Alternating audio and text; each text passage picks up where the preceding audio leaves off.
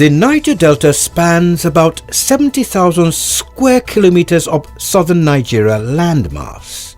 The region has the highest deposit of oil and gas natural resources in West Africa, from where Nigeria as a nation derives about 90% of her monthly total income.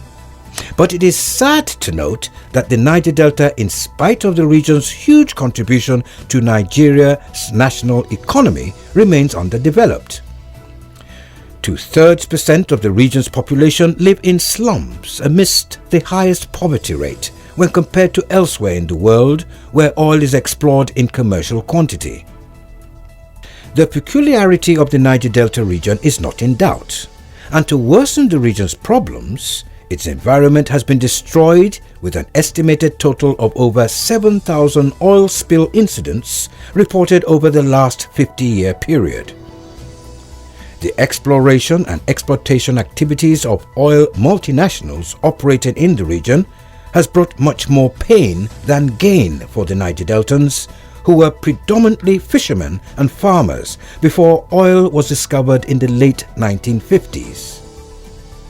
The Niger Delta indigents have lost at least above average of their God-given means of livelihood to severe damage to the fertility of their soil, water and environment. My name is Pastor Christian Lekobakwande, a fish farmer in Bodo. Everything we have put in, all the labor from quite a long time, all just in a movement, disappear.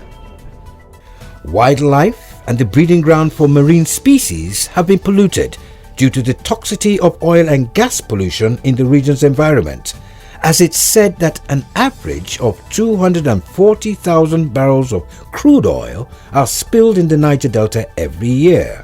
The roll call of some major oil spills in the Niger Delta that had a serious, devastating impact on the ecology of the region is endless. Probably a few examples may help us paint a true gloomy picture of the devastating effects that oil spills have caused the region. In July 1979, Forcados Tank 6 terminal in Delta State spilled a total of 570,000 barrels of oil into the Forcados River. That spill polluted the aquatic environment and the surrounding forests, but little or no repair work was done.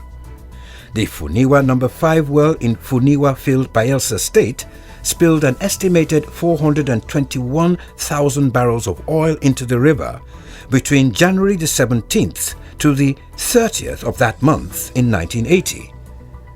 The spill alone destroyed 836 acres of mangrove forest. The Oshika village spillage in River State spilled 5,000 barrels of oil in 1983, polluting the lakes and swampy forests and causing high mortality of crabs, fish and shrimps, to mention just a few. Let's not also forget too quickly the United Nations Environment Programme UNEP report of 2011 that said it will take a minimum of 30 years to clean up the oil mess in the Niger Delta communities and environment if all necessary logistics, funding with the right commitment to get things done are deployed. The Niger Delta people have been impoverished in many ways, with the attendant increase in environmental abuse occasioned by the struggle for survival because most government programs put in place to assuage the plight have failed due to inefficiencies in their planning and execution. Besides the oil exploration activities that have devastated the Niger Delta environment, the issue of flooding is another phenomenon that has taken a dangerous dimension in recent years. The natural habitat of most communities in the region has been washed into the deep seas and rivers, leaving the people with no choice but to live every day and every year as they see it come and go. There is nobody to take good care of us based on the flood. There are thousands of people like him in this community.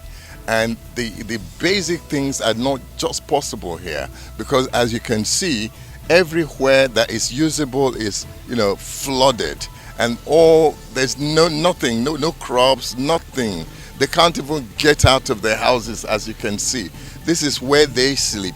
Families in the night put the mattresses on top of the water to sleep. Environmental experts have placed on record that the atmospheric air in most parts of the Niger Delta is polluted and the natural green vegetation of the region destroyed. This, they say, has impacted negatively on the health of local residents in the region.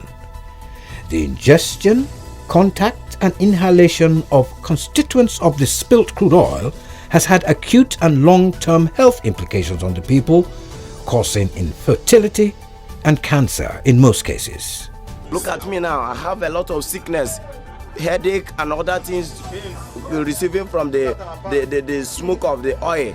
The many challenges of the Niger Delta region are never left unnoticed by the President Buhari administration, as he has promised to change the development narratives of the region without delay.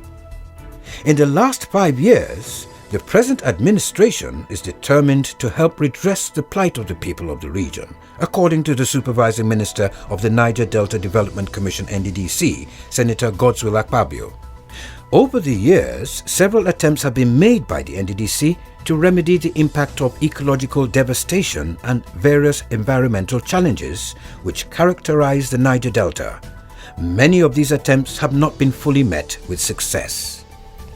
The NDDC has never relented since its inception. The Commission has intervened in many ways to help the Niger Delta communities remedy the impact of disasters such as flood and other environmental challenges in the Niger Delta in the last 20 years. For instance, several land reclamation and shore protection projects of the Commission have saved hundreds of communities from being wiped off their present locations by floods or erosion. The Commission, the NDDC, we are visiting flooded communities, and so far we have seen 50 communities. A lot of the villages in Bayelsa, Delta, Rivers, Akwa Ibom are this flooded, and the Commission is now making provision so that we can reach them. Recently, the Minister of Niger Delta Affairs, which doubled as the supervising ministry of the NDDC, collaborated with the Commission to put together a workable document that will serve as a framework that will be used to plan and execute a possible remedy to check and sustain the intended impact of the floods in the Niger Delta. The 11-man committee working on the expected document will submit their report in no distant time. We are not praying that those things must happen, but with the prediction coming from the experts, we must make hay while the sun shines. We felt that there was any community or group of people, even an institution that fails to plan, has planned to fail. We cannot wait to be only reactive. We should be proactive.